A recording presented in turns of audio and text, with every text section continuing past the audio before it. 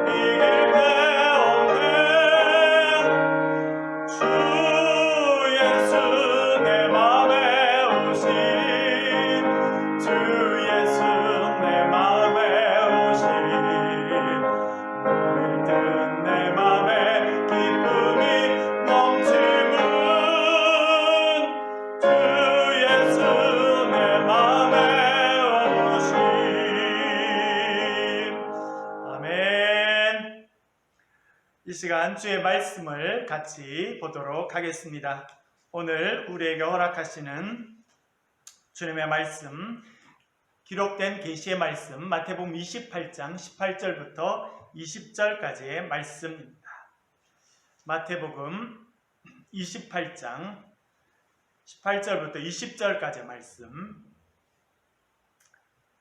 마태복음 28장 18절부터 20절까지의 말씀을 같이 보겠습니다. 여러분 찾으셨으면 저와 여러분이 천천히 한 목소리로 같이 성경 말씀을 읽으시겠습니다. 18절부터 같이 보겠습니다. 시작. 예수께서 나와 말씀하여 이르시되 하늘과 땅의 모든 권세를 내게 주셨으니 그러므로 너희는 가서 모든 족속을 제자로 삼아 아버지와 아들과 성령의 이름으로 세례를 베풀고 내가 너희에게 분부한 모든 것을 가르쳐 지키게 하라. 볼지어다 내가 세상 끝날까지 너희와 항상 함께 있으리라 하시니라. 아멘. 주의 말씀을 같이 또 묵상해 보도록 하겠습니다. 먼저 옆에 앉으신 우리 가족들 또 친지들 같이 기도에 참여하고 있는 분들 쳐다보시고 인사하겠습니다. 하나님께서 저와 여러분을 사용하십니다. 그렇게 인사하겠습니다. 시작. 하나님께서 저와 여러분을 사용하십니다. 우리 모두를 하나님께서 아름다운 복음의 도구로 사용해 주실 것입니다. 오늘은 복음서의 특징 세 번째 시간입니다. 마태복음의 특징에 대해서 살펴보려고 합니다. 지난주는 우리가 마가복음의 특징에 대해서 살펴보았습니다. 여러분 어떤 것이 생각나십니까? 마가복음의 저자는 요한 마가라고 하는 말씀을 드렸습니다. 그리고 60년대 후반에서 70년대 초반 정도에 기록되었다고 생각이 되고요. 기록 장소는 로마가 아닐까 그런 말씀을 드렸습니다. 마가의 특징은 몇 가지가 있었습니다. 하나는 대단히 빠른 템포로 이렇게 진행되도록 즉시, 곧이라고 하는 단어를 자주 쓴다는 걸 말씀드렸습니다. 그리고 메시아 비밀 현상, 마가복음의 예수님은 당신의 정체를 드러내지 않으시고 숨기는 분이시다. 그리고 십자가 달리신 후에야 하나님의 아들이심이 드러나게 되었다는 걸 말씀드렸습니다. 그리고 고난에 대한 강조가 있었고 또 제자들이 믿음이 없는 사람들로 그렇게 이야기가 되어서 읽는 독자들은 우리는 제자들처럼 살지 말고 믿음 있는 사람으로 살아야겠다라고 하는 제자도에 대해서 말하고 있다는 것을 말씀드렸습니다. 오늘은 마태복음에 대해서 살펴보도록 하겠습니다. 첫 번째 저자입니다. 여러분 마태복음의 저자는 마태입니다. 이 마태가 누구인지는 사실은 잘 알지는 못합니다. 그러나 마태라고 하는 이름을 가지고 있었던 사람이었고 본문을 자세히 살펴보면 그는 유대인이었다고 생각이 됩니다. 유대인이었는데 아람어를 쓰는 유대인이 아니라 헬라어를 쓰는, 그러니까 상당히 헬라 문화에 마음이 열려져 있는 유대인 마태가 기록한 것이 마태복음이 아닌가 그렇게 생각이 됩니다. 마태복음의 특징을 아래에서 조금 더 구체적으로 살펴보겠습니다만 이 저자가 마태라고 하는 저자가 유대인이었다고 하는 것을 우리가 알 수 있는 몇 가지 부분들이 있습니다. 대표적인 것 중에 하나가 뭐냐면 이 마태는 유대인들의 전통을 대단히 중요하게 생각하였습니다. 유대인들은 뭘 중요하게 생각했냐면 핏줄을 중요하게 생각했습니다. 아브라함의 후손이냐라고 하는 걸 중요하게 생각하였는데 그런 특징이 마태복음에도 나타납니다. 마태복음 1장 1절 여러분 한번 찾으실 수 있는 분은 찾으셔서 한번 읽어 보시면 좋겠습니다. 마태복음 1장 1절 이렇게 말씀하고 있습니다. 아브라함과 다윗의 자손 예수 그리스도의 계보라. 계보라고 하는 말은 족보라고 하는 말입니다. 족보. 어디서 족보를 중요하게 생각합니까? 전통, 위엄 이런 것을 중요하게 생각하는 가문에서 족보를 중요하게 생각합니다. 특별히 족보에 나와 있는 사람 중에 가장 중요한 두 사람을 먼저 언급하고 있습니다. 아브라함입니다. 유대인의 조상이고 믿음의 조상이라고 말해지는 아브라함의 후손으로 예수님께서 오셨다는 것을 말씀합니다. 그리고 이스라엘 왕 중에 가장 중요한 왕인 다윗의 후손으로 예수님께서 오셨다라고 하는 것을 강조하고 있습니다. 그래서 마태복음 1장은 계보, 족보로부터 시작합니다. 아브라함이 이삭을 낳고 이삭이 야곱을 낳고 그렇게 족보에 대해서 많이 이야기하고 있습니다. 마태복음은 예수님께서 아브라함과 다윗의 후손이라고 하는 것을 강조하고 싶었습니다. 이런 전통 가운데 오신 분이라고 하는 것을 강조하고 싶었습니다. 첫 시간에 제가 말씀드린 것처럼 마태, 마가, 누가, 요한복음, 사복음서에 별명이 있었습니다. 여러분, 마태복음의 별명이 뭐였습니까? 마태복음의 별명 사자복음이었다. 그런 말씀을 드렸습니다. 사자는 전통, 권위, 위엄 이런 것을 강조하는 것이 사자입니다. 영국 왕실의 문장을 보면 거기에 사자가 들어있습니다. 사자는 영국 왕실의 위엄과 권위를 상징하는 그런 동물로 표현되어 있습니다. 그래서 마태복음은 전통적으로 사자복음 그런 별명을 가지고 있었습니다. 마태복음의 이런 특징은 다른 복음서의 시작을 보면 좀 더 분명해집니다. 마가복음 1장 1절은 이렇게 말합니다. 하나님의 아들 예수 그리스도 복음의 시작이라. 마가복음의 마가는 족보에 별로 관심이 없습니다. 예수님께서 하나님의 아들이시고 복음의 시작이시다라고 하는 것이 가장 중요하여서 그것을 이야기하고 있습니다. 누가복음 1장 1절과 2절은 이렇게 말합니다. 우리 중에 이루어진 사실에 대하여 처음부터 목격자와 말씀에 일꾼된 자들이 전하여 준 그대로 내력을 저술하려고 붓을 든 사람이 많은지라.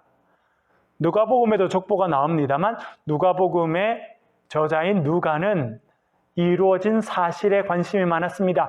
역사적인 사실. 왜냐하면 누가복음은 데오빌로라고 하는 로마의 높은 고관에게 써준 그런 편지였습니다. 그 데오빌로라고 하는 사람은 예수님의 복음을 듣고 이제 믿게 된 이방인 로마의 높은 고위 관료였습니다. 그 사람에게 누가는 당신이 들은 그 예수님에 대한 소식이 사실입니다. 역사적인 사실입니다. 그것을 강조하고 싶었습니다. 그래서 우리 가운데 이루어진 사실은 이라고 하면서 복음서를 시작합니다.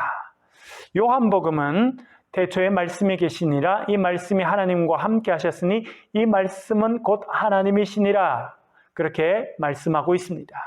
요한복음도 족보에는 관심이 전혀 없습니다. 요한복음의 관심은 예수님께서 말씀이라는 것입니다. 그 말씀인 예수님께서 태초에 하나님과 함께 계셨고 이 말씀 자체가 하나님이시고 이 말씀을 통해서 온 세상이 창조되었다라고 하는 것을 강조하고 있습니다. 거기에 비해서 마태복음 1장 1절은 어떻게 되어 있습니까? 아브람과 다윗의 자손 예수 그리스도의 족보라 그렇게 시작합니다. 그처럼 마태는 유대의 전통을 중요하게 생각했던 유대인이었다라고 하는 것을 알게 됩니다. 또한 복음서는 한 사람에 의해서 기록되기도 하였습니다만 사실은 한 공동체에 의해서 완성되었다고 생각이 됩니다.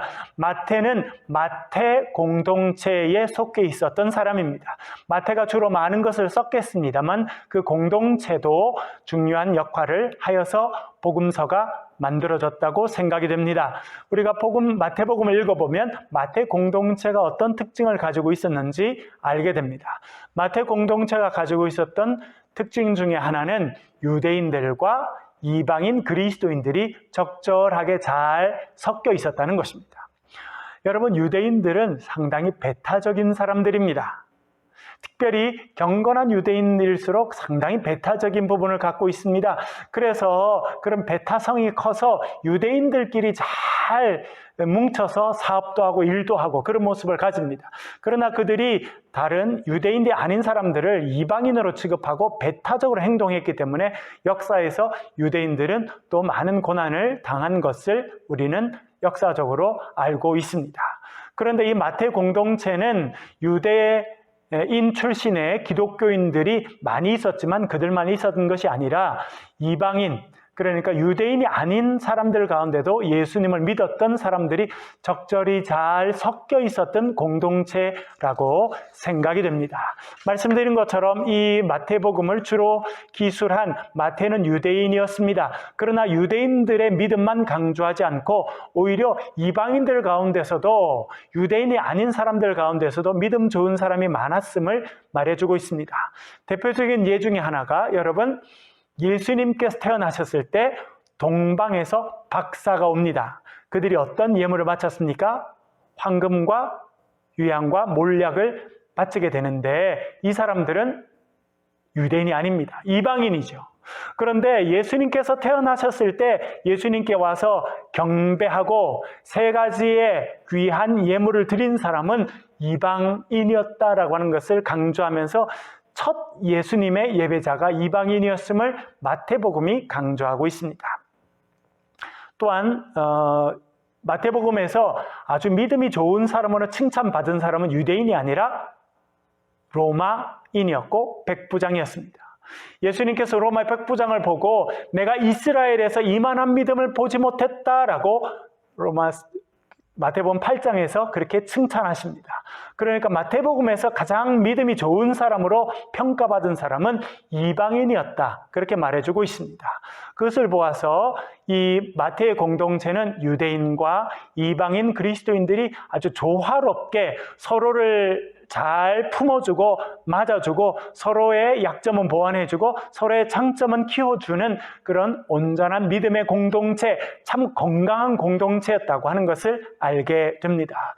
여러분 유대인 입장에서는 이런 것이 상당히 어렵겠습니다만 그들이 예수님을 믿게 되고 예수 그리스도 안에서 이방인들도 간 형제 자매로 잘 맞아들였습니다. 그래서 서로의 다름도 인정하고 서로의 갖고 있는 장점들을 격려해 주면서 건강한 믿음의 공동체로 성장하였다는 것을 알게 됩니다. 이것은 우리가 마태 공동체에게 배워야 될 중요한 부분입니다. 우리가 다르다고 해서 생각이 다르고 습관이 다르고 식습관 또 가치관이 다르다고 해서 배타하는 것이 아니라 예수 그리스도 안에서 서로를 맞아주고 격려해 주어서 건강한 공동체로 만들어가는 것, 우리가 마태 공동체를 통해서 배워야 될 부분입니다. 또 마태 공동체는 어떤 모습을 갖고 있었냐면 경제적으로 좀 여유가 있었던 그런 교인들도 꽤 있었다는 것을 알게 됩니다. 이것은 특별히 누가복음과 비교해 보면 좀 더 분명해집니다. 누가복음은 예수님께서 오셔서도 주의 복음을 내가 가난한 자들에게 전한다 라고 하는 말씀을 하십니다. 특별히 평지설교, 마태복음에 나오는 산에서 가르친 산상설교와 비슷한 내용이 있기 때문에 누가복음 6장부터 나오는 설교는 평지설교라고 하는데 그 누가복음 6장에 보면 너희 가난한 자는 복이 있나니 하나님의 나라가 너희 것이며 라고 해서 가난한 자가 복이 있다 그렇게 말합니다. 그러나 같은 내용, 비슷한 내용을 말하고 있는 산상보훈인 마태복음 5장에서는 뭐라고 말합니까? 심령이 가난한 자는 복이 있나니 천국이 그들의 것이며 라고 말합니다. 여기서 심령이란 단어를 강조하고 있습니다. 그러니까 가난한 사람만 복 있는 것이 아니라 마음이 가난한 사람, 심령이 가난한 사람, 내가 이 세상에서는 부유하고 넉넉한 삶을 살지만 마음이 가난한 사람, 그 사람들이 천국을 소유하게 될 사람이다. 마태는 그렇게 강조해 주고 있습니다. 또한 예수님께서 십자가에 달려 돌아가신 후에 예수님의 시신을 모시고 가서 정중하게 장례를 치러준 사람이 있습니다. 그 사람이 아리마대 사람 요셉입니다. 그런데 마태는 아리마대 사람 요셉이 부자였다라고 하는 것을 강조해 주고 있습니다. 부자였다는 것입니다. 그러니까 부자가 천국에 들어가는 것은 낙타가 바늘귀로 들어가는 것만큼 참 어렵다. 그런 예수님 말씀도 기록되어 있습니다. 그러나 그걸로 끝나 있는 것이 아니라 예수님을 따랐던 참된 제자, 예수님께서 십자가 달리신 다음에 그 시신을 모시고 와서 그 시신을 잘 장례해드리고 그 예수님을 잘 모신 사람은 부자였고 그 사람의 이름이 아리마대 요셉이었다는 것을 말씀하고 있습니다. 그것을 통해서 학자들은 이 마태 공동체 가운데 경제적으로 여유가 있는 사람들이 상당수 있었다고 하는 것을 알게 됩니다. 또 다른 마태 공동체의 특징이 있습니다. 그것은 무엇이었냐면 도시에서 살아간 공동체였다는 것입니다. 마가복음에는 도시라고 번역되는 폴리스라고 하는 단어 있습니다. 헬라어로 여러분 폴리스 들어보셨죠? 도시라고 하는 뜻입니다. 큰 도시죠. 마가복음에는 그것이 한 6번, 8번, 정확하게 8번 정도 마가복음에는 등장합니다. 그런데 마태복음에는 그 단어가 26번 등장하고 있습니다. 그것은 무엇이냐면 이 마태 공동체는 도시에서 모여 살던 사람들이었다라고 하는 것을 이야기하는 것이다. 그렇게 학자들이 생각하고 있습니다. 이런 여러 가지 상황들을 고려해 볼 때 마태복음을 기록한 마태, 그리고 그 마태가 살았던 공동체는 유대인들과 이방인 그리스도인들이 조화롭게 같이 모여 살았던 건강한 공동체이고 그 교인들 가운데는 경제적으로 비교적 넉넉했던 분들도 상당히 있었다는 것을 알게 됩니다. 그리고 그들은 시골이 아니라 도시에 모여 살았던 도시 공동체였다라고 하는 것을 우리가 이해해 볼 수 있겠습니다. 두 번째로 저작 시기입니다. 언제 마태복음이 쓰여졌느냐라고 하는 것입니다. 지난 시간에 마가복음은 60년대 후반에서 70년대 초반 정도에 적혀졌다라고 하는 것을 말씀드렸습니다. 학자들의 연구에 의하면 마태가 이 마태복음을 쓸 때 마가복음을 이미 알고 있었다고 생각됩니다. 그리고 그가 마태복음을 쓸 때 옆에 마가복음을 두고 있지 않았을까 생각됩니다. 왜냐하면 마가복음에 나오는 많은 구절이 토시 하나 틀리지 않고 마태복음에 그대로 등장합니다. 그것은 마태가 이 마태복음을 쓸 때 마가복음을 보고 있었다고 하는 증거라 그렇게 학자들은 말하고 있습니다. 마가복음에 나타나고 있는 내용의 대략 90% 가까이가 마태복음에도 그대로 드러납니다. 그래서 마태복음은 마가복음이 쓰여진 이후에 쓰여진 그런 복음서라 그렇게 생각할 수 있습니다. 그래서 대략 80년 정도 혹은 80년 조금 넘어가면서 마태복음이 적혀졌다고 생각이 됩니다. 지난 수요일날 말씀드린 것처럼 마가복음은 고난에 대해서 강조합니다. 그래서 마가복음의 공동체가 고난받는 그리스도인 그리고 고난받으시는 주님에 대해서 강조했다는 걸 말씀드렸습니다. 그러면서 말씀드린 것이 64년에 있었던 로마의 대화재로 인해서 마가의 공동체 그리고 그리스도인들이 핍박을 받았다는 걸 말씀드렸습니다. 그리고 주후 66년부터 70년까지는 예루살렘으로 중심으로 한 팔레스타인 이스라엘 땅에서 유대 전쟁이 있었습니다. 결국은 70년에 나중에 로마의 황제가 되는 티투스 장군이 와서 그 모든 전쟁을 정리하게 됩니다. 그리고 반란, 그 로마 측면에서는 반란이니까요. 반란을 일으킨 대가로 예루살렘에 있던 성전을 완전히 무너뜨렸다라고 하는 것을 말씀을 드렸습니다. 마태복음을 자세히 읽어보면 그런 전쟁을 치르고 난 다음에 적혀진 것이 아닌가라고 이해할 수 있는 부분이 몇 가지 등장합니다. 마태복음 24장 15절은 이렇게 말하고 있습니다. 그러므로 너희가 선지자 다니엘이 말한 바 멸망에 가정한 것이 거룩한 곳에 선 것을 보거든 읽는 자는 깨달을진저. 재밌죠, 여러분? 가로를 쳐놓고 읽는 자는 깨달을진저라고 써 있었습니다. 그러니까 이 편지, 이 복음서를 읽는 사람들은 이 표현이 뭔지 다 알 수 있었다는 것입니다. 그러나 구체적으로는 표현하지 않았다는 것입니다. 그 내용이 뭐냐 하면 다니엘 선지자가 말한 것처럼 멸망에 가증한 것이 거룩한 곳에 선 것을 보거든. 가증한 것이 거룩한 곳에 섰다는 것입니다. 여러분, 유대인들에게 거룩한 곳이 어디입니까? 성전입니다. 거룩한 성전에 가증한 것, 용납되지 않는 것이 섰다라고 그렇게 이야기합니다. 여러분, 그 성전에 용납되지 아니하는 것이 무엇이었습니까? 그것은 율법에서 금지한 것, 그것은 성전에서 이루어지면 안 됐습니다. 특별히 유대인들이 율법에서 금지하고 있기 때문에 부정한 동물이라고 생각했던 것이 있었는데 그것이 돼지였습니다. 돼지. 그래서 유대인들은 돼지를 키우지도 않고 돼지를 먹지도 않습니다. 그런데 다니엘 선지자의 예언 이후로 이런 일들이 몇 번 성전에서 이루어지게 됩니다. 주전 175년 안티오쿠스 4세라고 하는 사람이 왕이 되게 됩니다. 그래서 이스라엘 땅 전체를 다스리게 되는데 이 사람은 대단히 교만하였습니다. 그래서 나중에 자기 이름을 안티오쿠스 에피파네스라고 스스로 이름을 바꿉니다. 에피파네스라고 하는 말은 뭐냐면 신의 나타남, 신의 현현을 말합니다. 그러니까 안티오쿠스라고 하는 왕은 자기 스스로가 내가 왕이지만 사실은 이 땅에 온 신과 같은 존재다라고 이야기하고 싶었습니다. 그래서 안티오쿠스 에피판네스라고 스스로 이름을 붙였습니다. 그리고 이들은 유대인들을 아주 잔인하게 다스렸습니다. 그러면서 유대인들에게 몇 가지를 금지시켰습니다. 유대인들이 목숨같이 지키는 안식일을 지키지 말 것 이야기했습니다. 할례를 하지 말 것, 그리고 율법서를 소유하지 말 것, 이런 것들을 법령으로 정했습니다. 그러니까 유대인들은 이 율법서를 읽고 그리고 난지 8일 만에 할례를 받는 것, 이것이 하나님의 백성이 되고 아브라함의 자손이 되는 가장 중요한 것인데 하지 말라고 금지했습니다. 그리고 안식일도 지키지 말라, 그렇게 하게 되었습니다. 얼마나 끔찍하게 박해를 했냐면 아이에게 난지 8일 만에 할례를 행하게 되면, 그것이 발각이 되면 어린아이를 엄마의 목에 매달아서 처형시켰다는 거예요. 정말 끔찍한 일을 하게 됩니다. 그리고 율법을 지키지 못하게 합니다. 그리고 유대인들을 모독하기 위해서 그는 돼지를 끌고 와서 성전에다가 돼지를 풀어버리는 그런 잔인하고 끔찍한 일을 하게 됩니다.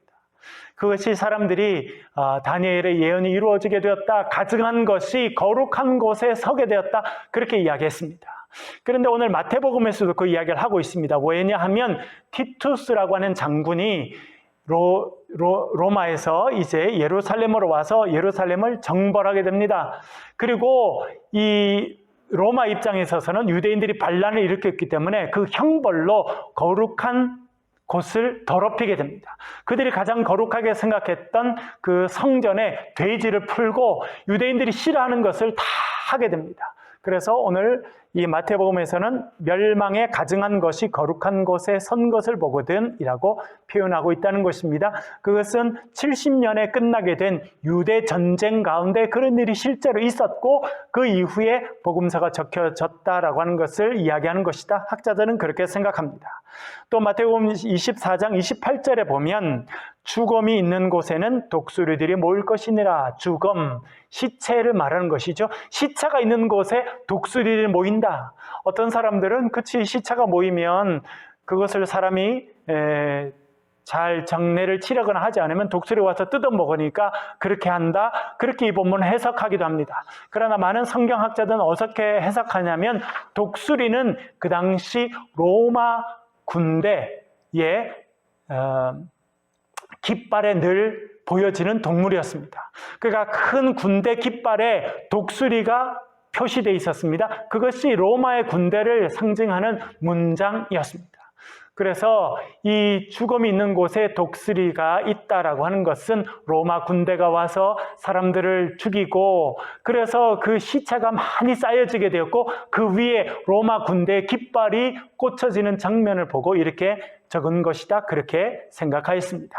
그래서 유대 전쟁이 끝난 70년 이후에 이 성경이 마태복음이 적혀지게 되었고 대략 80년 어간, 그리고 80년 좀 지난 후에 이것이 적혀졌다고 생각이 됩니다. 저작 장소에 대해서도 학자들은 여러 가지 의견이 있습니다. 말씀드린 대로 유대인과 이방인 그리스도인들이 함께 모여서 신앙생활을 했습니다. 아주 은혜로운 공동체였고 아주 건강한 공동체였습니다. 부유한 사람들도 있었는데 그 부유한 사람들은 자신의 재산을 내놓고 가난한 사람들은 그 은혜를 누리고 또 그 사람들은 서로 격려해주고 기도해주는 그런 좋은 공동체를 만들어 갔다고 생각됩니다. 그래서 많은 사람들은 그 공동체 중에 하나가 안디옥 공동체가 아닐까. 그래서 안디옥 지역에서 이 마태복음이 적혀지지 않았을까 생각합니다. 바나바와 바울을 선교사로 파송했던 처음으로 그리스도인이라고 불림받았던 그 안디옥 교회 혹은 그 지역에 있었던 좋은 믿음의 공동체가 마태 공동체였고 거기서 마태복음이 기록되지 않았을까 생각하게 됩니다. 마태복음 특징을 좀 더 살펴보겠습니다. 이미 말씀드린 것처럼 유대 전통을 중요하게 생각했습니다. 족보와 전통을 중요하게 생각하였습니다. 그것이 특징입니다. 그래서 예수님을 아브람과 다윗의 자손으로 표현해 두고 있습니다. 두 번째 특징은 구약을 자주 인용하고 있습니다. 마태는 구약 성경을 대단히 중요하게 생각했습니다. 그리고 어떻게 믿었냐면 구약 성경은 예언의 말씀, 예수 그리스도에 대해서 예언하는 말씀이라고 확신하였습니다. 그리고 그 말씀이 예수 그리스도를 통해서 이루어졌다고 생각하였습니다. 구약의 예언이 신약 시대에 와서 예수 그리스도를 통해서 성취되었다고 생각하였습니다.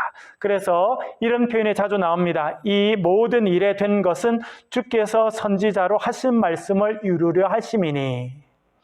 구약의 예레미야 혹은 이사야, 또 많은 부분 이사야지요. 이사야 선지자와 여러 선지자들이 말하는 것이 예수님을 통해서 이루어졌다. 이 시대에 이루어졌다라고 하는 것을 강조합니다. 그래서 구약 성경을 자주 인용하고 있는 것이 특징입니다. 구약의 예언이 예수님을 통해서 이루어졌다. 예언과 성취라고 하는 생각을 많이 가지고 있었던 사람이 마태였습니다. 세 번째 특징은 예수님을 제2의 모세로 묘사하려고 생각하였습니다. 여러분, 유대인에게 있어서 가장 중요한 지도자는 몇 명이 있습니다. 아브라함입니다. 그 다음은 모세였습니다. 모세, 출애굽을 하게 되지 않습니까? 이스라엘 백성이 애굽에서 종살이 했는데 그 위대한 구원의 역사, 출애굽 역사를 이끌어간 사람이 모세였기 때문에 중요했습니다. 또한 무엇보다도 이스라엘 사람들이 율법을 중요하게 생각했습니다. 율법이라고 말하면 모세오경을 말합니다. 그것을 토라라고 하는 말로 불렀습니다. 창세기, 출애굽기, 레위기, 민수기, 신명기 이 5개의 책을 모세오경이라고 불렀습니다. 그래서 모세가 준 5가지 책이 이스라엘 사람들에게 가장 중요한 경전이었습니다. 그래서 그것을 대단히 중요하게 생각하였는데요. 이 마태는 모세가 하나님께로부터 5가지의 책 모세오경을 받았고 그것이 이스라엘 백성들의 정체성을 형성하고 삶의 기준이 되었다고 하는 확신을 갖고 있었습니다. 그런데 이제 하나님께서 모세를 보내셔서 이스라엘 백성들에게 말씀하시고 5개의 책을 주신 것처럼 이제는 예수님을 통해서 새로운 가르침을 주셨다고 생각했습니다. 그래서 여러분 마태복음 산상수훈을 읽어보면 이전 선지자들은 이렇게 말했으나 내가 너희에게 말하노니 이렇게 예수님께서 새로운 가르치심을 주고 있는 장면을 보게 됩니다. 그래서 마태의 특징 중에 하나는 무엇이냐면 모세가 5개의 책을 적어 놓은 것처럼 예수님의 가르침을 5부분으로 묶어 두었습니다. 마치 모세가 5개의 책을 쓴 것처럼 예수님의 가르침을 5부분으로 묶어 두었습니다. 대표적인 것은 산상보훈입니다. 마태복음 5장에서 7장에 보면 산에서 가르치신 예수님, 모세가 시내산에서 하나님의 음성을 듣고 2 돌판을 받고 율법을 받은 것처럼 예수님께서는 산에서 하나님의 말씀을 새롭게 가르치십니다. 그것을 마태복음 5장에서 7장까지 적어두었고 우리는 그것을 산상보훈이라고 말합니다. 거기에 저 유명한 주기도문도 들었습니다. 우리의 삶에 대단히 중요한 가르침을 5장에서 7장까지 적어두는데 그것이 첫 번째 말씀 묶음인 산상보훈입니다. 두 번째는 10장입니다. 제자 파송 설교라고 말합니다. 예수님께서 제자들을 파송하십니다. 그리고 제자들이 어떻게 살아야 되는지 말씀하시는데 이것이 두 번째 말씀 묶음입니다. 세 번째 말씀 묶음은 13장입니다. 천국 설교입니다. 천국은 마치 이렇게 표현되는 그런 천국에 대한 이야기들을 잘 모아놓았습니다. 13장에 보면 천국에 대한 이야기가 나옵니다. 그래서 천국에 대한 이야기, 그 설교들을 13장에 모아놓았습니다. 세 번째 말씀 묶음입니다.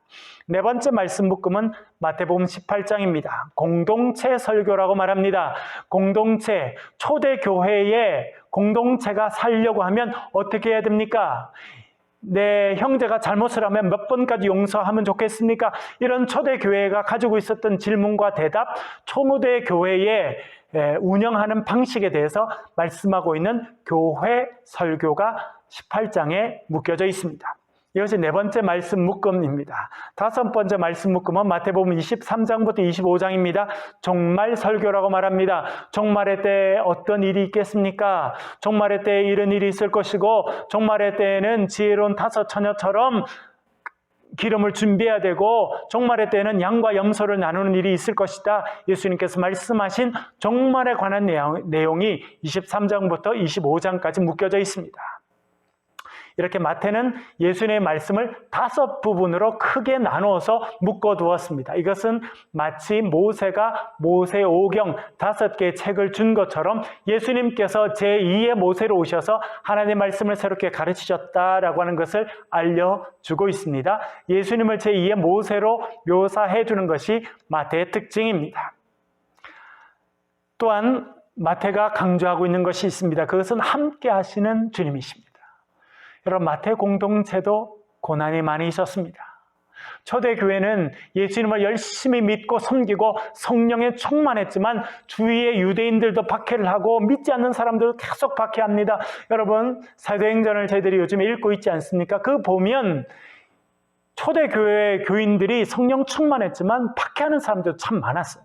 마태 공동체도 여러 가지 어려움을 겪고 있었다고 생각이 됩니다. 그 공동체에게 주신 하나님의 변하지 않는 메시지가 있었습니다. 그것은 내가 너와 함께한다라고 하는 것이었습니다. 그래서 마태복음 1장 22절 23절 이렇게 말합니다. 이 모든 일에 된 것은 주께서 선지자로 하신 말씀을 이루려 하심이니 가라사대 보라 처녀가 잉태하여 아들을 낳을 것이요 그 이름은 임마누엘이라 하리라 하셨으니 이를 번역한즉 하나님이 우리와 함께 계시다 함이라 그렇게 말씀합니다. 임마누엘, 예수님의 다른 이름은 임마누엘이라는 것입니다. 임마누엘, 임마는 함께 한다는 것입니다. 누, 우리라는 뜻이고 엘, 하나님이라는 뜻입니다. 하나님이 우리와 함께 하신다. 그것이 예수님의 이름의 뜻이다 말씀하십니다. 예수님께서 왜 이 땅에 오셨느냐? 하나님께서 하나님의 백성과 함께 하심을 보여주기 위해서 오셨다는 것이 마태의 가르침입니다. 그리고 여러분, 마태복음 마지막 말씀, 우리가 오늘 읽은 본문 말씀이지요. 뭐라 말씀하십니까? 제일 마지막, 내가 너에게 분부한 모든 것을 가르쳐 지키게 하라. 볼지어다 내가 세상 끝날까지 너희와 항상 함께 있으리라 하시니라. 마태복음의 제일 마지막 단어는 무엇이냐면 내가 너희와 항상 함께 있으리라 라고 하는 단어입니다. 마태복음의 처음에는 임마누엘, 하나님이 우리와 함께 하신다는 뜻이 나옵니다. 제일 마지막 부분에서는 내가 세상 끝날까지 너희와 함께 있으리라 말씀하십니다. 마태는 우리와 함께 하시는 하나님, 임마누엘의 하나님, 세상 끝날까지 우리와 함께 하시는 하나님을 강조하고 있습니다. 여러분, 이것도 우리에게 주시는 큰 위로의 말씀입니다. 여러분, 때때로 우리가 느끼지 못하고 때때로 알지 못하지만 하나님께서 우리와 늘 함께 하십니다. 여러분, 복음서를 읽어보면 부활하신 주님께서 제자들이 깨닫지 못하는 중에도 함께 하셨습니다. 지치고 낭망해서 엠마오로 갈 때 그 두 제자와 주님께서 함께 하셨습니다. 베드로와 다른 제자들 낙심하고 지쳐서 갈릴리로 다시 돌아가서 해변에서 물고기를 잡을 때 주님께서 그들에게 나타나셔서 함께 하셨습니다. 그 주님께서 변함없이 우리와 함께 하시는 줄로 믿습니다. 코로나의 어려움을 지나가고 이 광야와 같은 인생을 살아가는 우리 주님께서 우리와 함께 하십니다. 임마누엘의 주님께서 우리와 함께 하십니다. 내가 세상 끝날까지 너희와 항상 함께 있으리라 주님 말씀하십니다. 이 주님을 의지하며 살아가시기를 간절히 바랍니다. 그리고 마지막 제자들의 성장과 위임을 마태는 강조하고 있습니다. 마가복음을 말씀드리면서 제자도에 대해서 말씀드렸습니다. 마가복음에 나타나는 제자들은 믿음이 없는 사람들입니다. 예수님께서 믿음이 왜 이렇게 없느냐 그렇게 말씀하십니다. 그것을 통해서 독자들로 하여금 성경을 읽는 사람으로 하여금 우리는 제자들처럼 믿음 없는 사람은 되지 말아야겠다 생각하게 하는 것이 마가복음입니다. 마태복음은 역시 제자에 대해서 말하지만 좀 방향은 다릅니다. 말씀드린 것처럼 예수님께 와서 예수님 우리 아들을 예수님의 오른쪽에 예수님 왼쪽에 앉게 해주십시오 말한 사람은 마태복음에는 세베대의 어머니입니다. 제자들이 직접 한 것이 아니라 어머니가 와서 그렇게 말씀하고 있다고 하는 것을 이야기하고 있습니다. 그리고 풍랑이 다가올 때 제자들이 가서 예수님을 막 깨우고 그렇게 할 때 예수님께서 마가복음에서는 너희가 어찌 이렇게 믿음이 없느냐 그렇게 책망하셨습니다. 그러나 마태복음에 보면 예수님께서 이렇게 말씀하십니다. 예수께서 이르시되 어찌하여 무서워하느냐 믿음이 적은 자들아 하시고 뭐라 말씀하셨다는 겁니까? 믿음이 적은 자들아. 헬라 말로는 올리고 피스토스. 올리고라고 하는 말 여러분 언제 들어보셨습니까? 우리 H부들께서 쓰시는 요리하면서 쓰시는 것 중에 하나가 올리고당이 있죠. 올리고당. 아주 단 것입니까? 조금 단 것입니까? 올리고는 적다라고 하는 뜻입니다. 마태의 제자들은 믿음이 없는 사람이 아니라 적은 사람들입니다. 아직 믿음이 적어서 믿음이 성장해야 될 사람들이 제자들이라 그렇게 말씀해 주고 있습니다. 마태복음 14장에도 보면 예수님께서 베드로가 물 위를 걸어오다가 파도를 보고 물에 빠져갑니다. 그러자 주님께서 손을 내미시고 베드로를 붙잡으시고 이렇게 말씀하십니다. 믿음이 적은 자여 왜 의심하느냐 말합니다. 수제자였지만 믿음이 여전히 적습니다. 수제자였지만 믿음이 없어 적어서 의심하는 그런 사람입니다. 그런데 마태는 믿음이 적은 제자들로 끝나지 않습니다. 오늘 우리가 읽은 본문의 말씀 마태복음 28장 제일 마지막 18절부터 보면 뭐라 말씀하십니까? 예수님께서 이 제자들에게 권위를 주시고 예수님이 하셨던 사역을 위임하십니다. 그리고 대헌장, 또 Great Commitment라고 말하죠. Great Commandment라고도 말하기도 하는데요. 예수님의 대명령을 해주십니다. 그것은 너희들이 세상에 가서 모든 족속으로 제자를 삼고 세례를 주라는 것입니다. 제가 읽어보겠습니다. 예수께서 나와 말씀하여 이르시되 하늘과 땅의 모든 권세를 내게 주셨으니 그러므로 너희는 가서 모든 민족을 제자로 삼아 아버지와 아들과 성령의 이름으로 세례를 베풀고 내가 너희에게 분배한 모든 것을 가르쳐 지키게 하라. 볼지어다 내가 세상 끝날까지 너희와 항상 함께 있으리라 하시니라. 아멘. 마태복음의 제자들은 믿음이 적은 자들입니다. 특별히 베드로 믿음이 적어요. 주님을 보고 주님 제가 물 위를 걸어가도 되겠습니까? 그러면서 잠시 물 위를 걸었지만 예수님을 계속 바라보지 못하고 큰 물결을 보고는 바닷속으로 빠져들어간 제자가 베드로였습니다. 그런데 주님께서는 책망하는 것으로 끝나지 않으십니다. 그 베드로를 격려하고 세워주십니다. 그리고 마지막에 주님께서 승천하시기 전에 제자들을 불러놓고 너희는 가서 모든 족속으로 제자를 삼아라. 아버지와 아들과 성령의 이름으로 세례를 주고 내가 너희에게 분부한 모든 것을 가르쳐 지키라라고 하는 대명령을 해주십니다. 이 세상을 복음화하는 일에 제자들을 불러주시고 맡겨주시는 분이십니다. 이것이 마태가 강조하는 내용입니다. 믿음이 적은 자이지만 이제 주님 부활하신 주님을 만나고는 세상에 가서 예수 그리스도의 복음을 전하는 사람들, 그 사람들이 제자들이라 그렇게 마태는 말씀하고 있습니다. 여러분 대표적인 사람 베드로 어떻게 되었습니까? 그런 때때로 물속에 빠지기도 하고 예수님을 부인하기도 하고 그렇게 하였지만 성령의 충만함을 받게 됩니다. 사도행전에 보면 그런 무식한 사람이었지만 성령의 충만함을 받게 되고 일어나서 그가 선포하자 하루에 3,000명이 주님 앞에 돌아오는 역사가 있게 되었습니다. 이스라엘의 가장 중요한 최고의 지도자들이 모였던 공의회에 불려가서 신문을 받은 적도 있었습니다. 그러나 그는 담대하게 예수 그리스도의 복음을 그들 앞에 증언합니다. 그러자 공의회 회원들, 지금 말하면 국회의원들이 깜짝 놀랍니다. 야, 베드로 당신 무식한 줄 알았더니 어디서 이렇게 말하는 걸 배웠느냐? 어떻게 이렇게 담대히 말하느냐? 그들이 깜짝 놀라게 됩니다.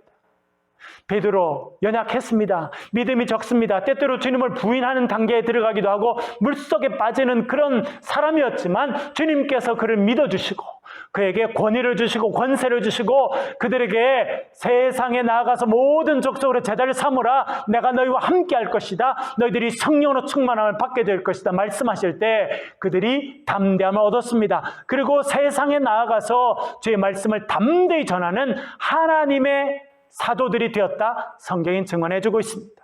여러분, 마태복음은 그것을 강조합니다. 제자들 믿음이 적은 사람이었고 때때로 넘어지는 사람이었지만 주님께서 권위를 주시고 세워주실 때 그들이 세상에 나가서 모든 족속으로 제자를 삼고 세례를 주고 주의 말씀을 가르치는 사람들이 되었다라고 하는 것을 알려주고 있습니다.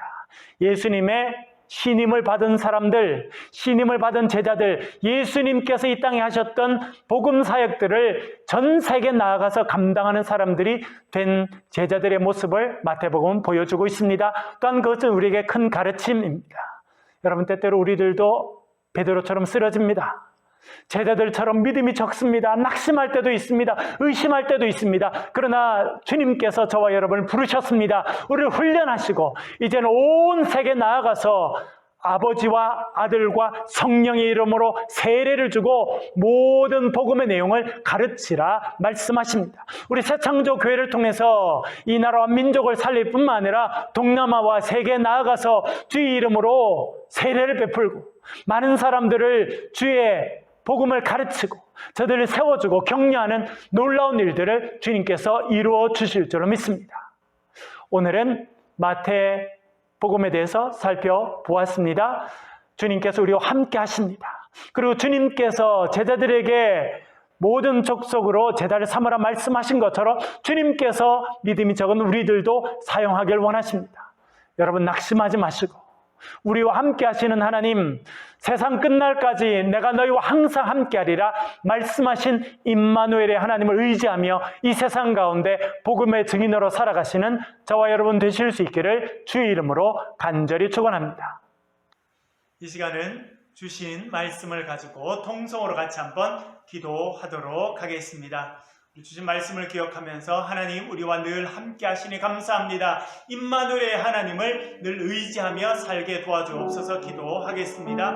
코로나 사태로 어려운 이 나라와 민족을 위해서 기도하겠습니다. 코로나 사태가 속히 종결될 수 있도록 도와주옵소서 기도해 주시고, 그게 사업으로 어려운 분들, 또 우리 자녀들 학교에 아직 정식으로 가지 못해서 어려운 가운데 있습니다. 온라인으로 공부하는 가운데 있는데 우리 자녀들 지켜주옵소서 기도해 주시고, 우리 새창조 교회를 위해서 기도하겠습니다. 하나님, 성령 충만한 교회, 주의 말씀 가운데 주님께서 함께 하심을 믿으며 믿음으로 성장하는 교회가 되게 해달라고, 주님 맡기신 일들을 감당하는 마태 공동체와 같은 그런 공동체가 되게 해달라고 이 시간 기도하겠습니다. 시간 소리를 내서 같이 통성으로 같이 한번 기도하겠습니다. 아버지 하나님, 감사합니다. 이 저녁에 주의 말씀을 듣게 하시니 주님 감사합니다.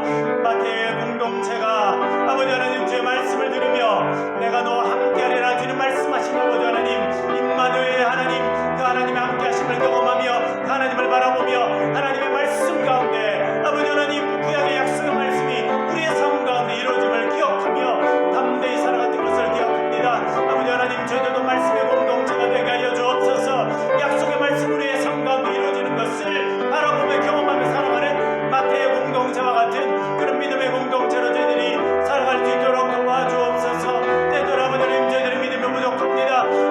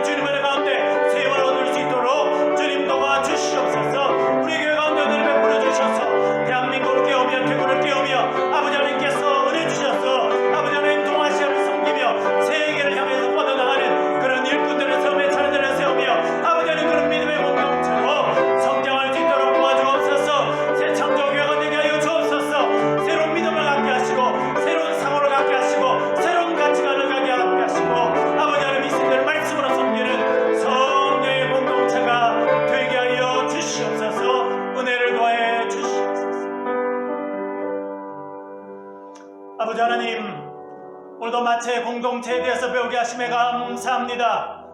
내가 너희와 함께하리라 주님 말씀하셨습니다. 임마누엘의 주님으로 주님 함께 하셨습니다. 어렵고 힘든 시간이었지만 우리와 함께 하시는 그 주님을 의지하며 임마누엘의 주님을 의지하며 담대히 살아나갔던 마태 공동체처럼 저희들도 주님을 의지하며 살 수 있도록 주님 도와주시옵소서.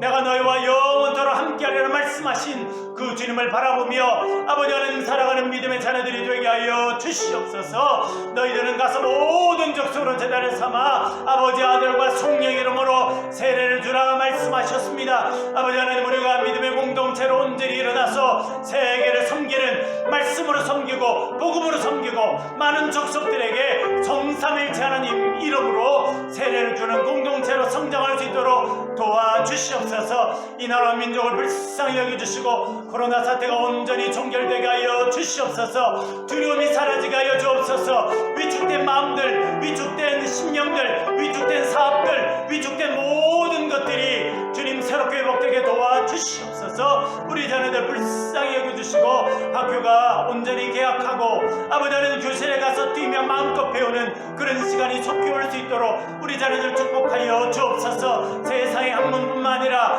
말씀을 배우게 하시고 성령으로 충만한 자녀들이 되게 하여 주시옵소서. 우리 새창조교회를 주님 불쌍히 여겨주시고 우리 교회 가운데 있는 많은 분들 사업에 어려움이 있는 분들이 있습니다. 찾아가 주시옵소서. 위로하여 주시고 새 힘을 주시고 아버지 하나님 새로운 가능성과 새로운 사업의 문을 열어 주시옵소서. 건강에 어려움을 당하는 분들이 있습니다. 주님 진안수하여 주시고 치료하여 주시옵소서. 회복의 역사가 있게 하여 주시옵소서. 우리가 지금은 작은 공동체이지만 하나님 보내주실 때 이 대국 땅을 뒤흔들며 아버지 하나님 대한민국 가운데 주의 말씀을 새롭게 선포하며 하나님 나라를 선포하는 믿음의 온전한 공동체로 세워줄 줄 믿사오니 하나님 오셔서 우리를 축복하여 주시고 주님께서 이 시대에 기뻐 사용하시는 아름다운 성령의 공동체가 되게 하여 주시옵소서. 예수 그리스도 이름으로 간절히 기도하옵나이다. 아멘. 감사합니다. 이 시간 광고 말씀을 드리겠습니다. 여러분 신약 통독을 하고 있습니다. 매일 신약 성경 2장을 읽고 계시지요? 그리고 복음 노트를 하고 계시죠, 여러분? 주님 주신 말씀 참 여러분 어려운 걸 하고 계세요. 2장을 읽으시고 그 중에 하나님께서 나에게 주신 말씀을 선택하고 묵상하는 것 참 어려운 일인데 그 일을 담대히 잘 해주셔서 감사드립니다. 교인 등록을 진행하고 있습니다. 우리 유튜브에 새창조교회 이렇게 검색하시면 교인 등록을 어떻게 하는지 우리가 셀 모임에 대한 안내들도 동영상으로 만들어 놔서 올려두었습니다. 여러분 참고하시고 저에게 문자로 사진을 찍어서 보내주셔도 좋겠습니다. 이메일로 보내주고 계신 분들도 계신데요. 그렇게 해주시고 그것도 어려운 분들이 있으십니다. 그럴 때는 간단히 저에게 문자를 보내주시고 나중에 서명한 등록서는 우리가 대면 예배할 때 보내주셔도 좋겠습니다. 그러나 저에게 간단한 문자로 의사를 분명히 좀 보내주시기를 부탁드립니다. 여성들 성경 공부가 시작되었습니다. 매주 화요일날 8시 온라인으로 새창조교회 찾아오시면 되겠습니다. 그렇게 해서 여성 성경 공부 계속 진행하도록 하겠습니다. 코로나 사태의 종식을 위해서 기도해 주시고 특별히 가정에서 온라인으로 공부하고 있는 우리 자녀들 위해서 또 직장과 사업에 어려움을 겪고 있는 분들 위해서 기도해 주시길 부탁드립니다. 이 시간 주님께서 가르치신 기도를 함께 드림으로 수요 기도회를 마치도록 하겠습니다. 주님께서 가르치신 기도 함께 드리겠습니다. 하늘에 계신 우리 아버지, 아버지의 이름을 거룩하게 하시며 아버지의 나라가 오게 하시며 아버지의 뜻이 하늘에서와 같이 땅에서도 이루어지게 하소서. 오늘 우리에게 일용할 양식을 주시고 우리가 우리에게 잘못한 사람을 용서하여 준 것 같이 우리 죄를 용서하여 주시고 우리를 시험에 빠지지 않게 하시고 악에서 구하소서. 나라와 권능과 영광이 영원히 아버지의 것입니다. 아멘.